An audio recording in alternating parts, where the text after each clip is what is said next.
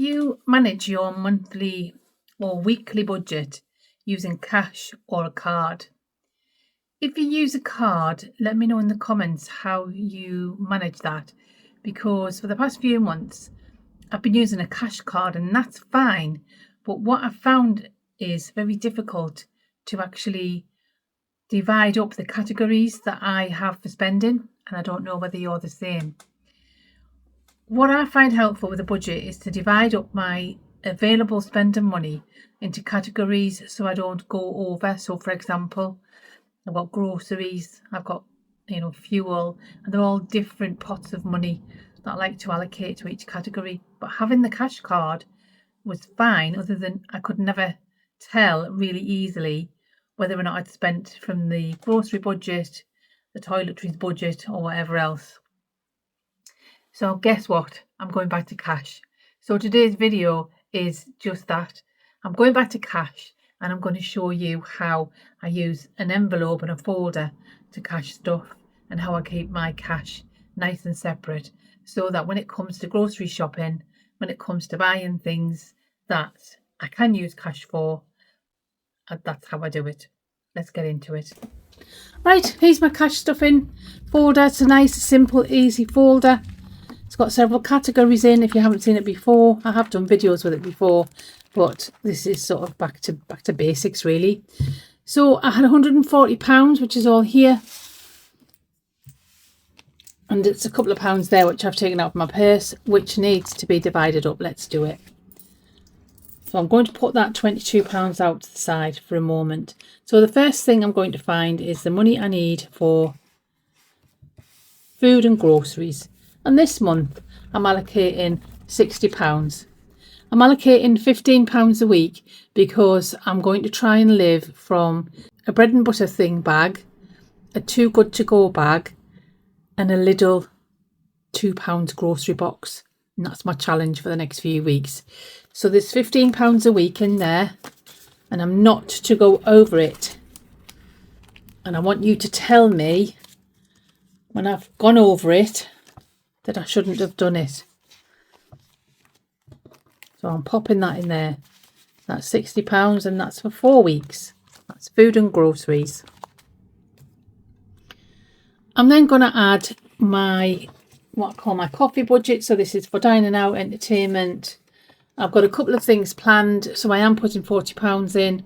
I realise that I am on a very tight budget, and I wouldn't be planning any events from here on in really. It's just I've got something planned for the weekend, which is something I do about 3 times a year.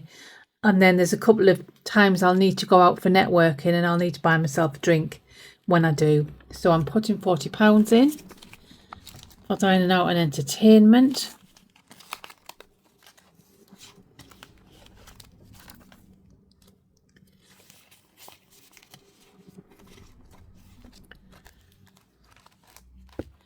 The next category is beauty and personal care, and also I get my cleaning products out of this budget. So toiletries, cleaning, makeup, my hair, if I need a haircut, hair dye, etc. And this month it's getting £20. Now it should only be getting 15 because I've already spent £4, but just the way the money comes out of the cash machine, so there's £5 of that will need to carry over into next month's budget. So there is £20 there, but really I'm only going to spend 15. No haircut for me this month. I don't put my fuel money in. I do fill up at the pump and use my bank card for that. I just find that a little bit easier. But I won't go over £50. There's a nice limiter on there, isn't there? Usually on the fuel tanks.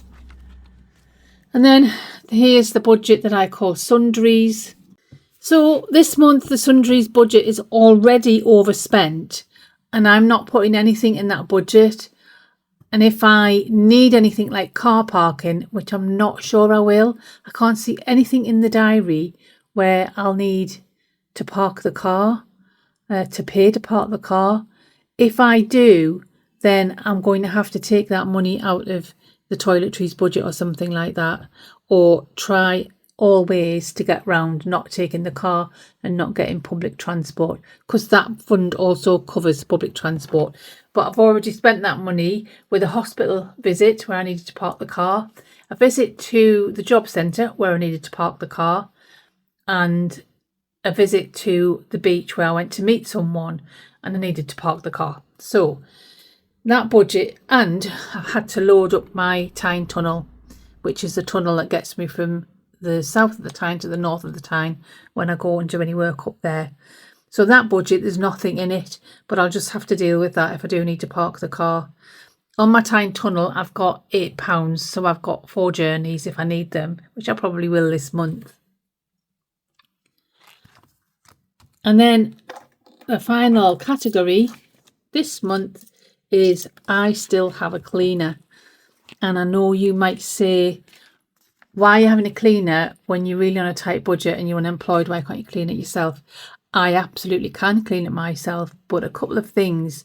First of all, my cleaner does a better job than me and she doesn't cost me much at all.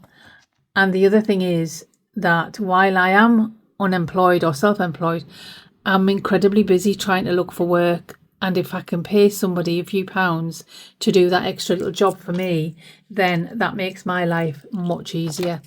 So I'm putting £22 into that budget so I can pay her. And then I haven't got any more cash to put in, but I sometimes put things away for birthdays and gifts. But this month I'm putting a little bit of money away for my daughter's birthday at the end of the month, but it won't be as much as I normally pay because I'm on a tight budget.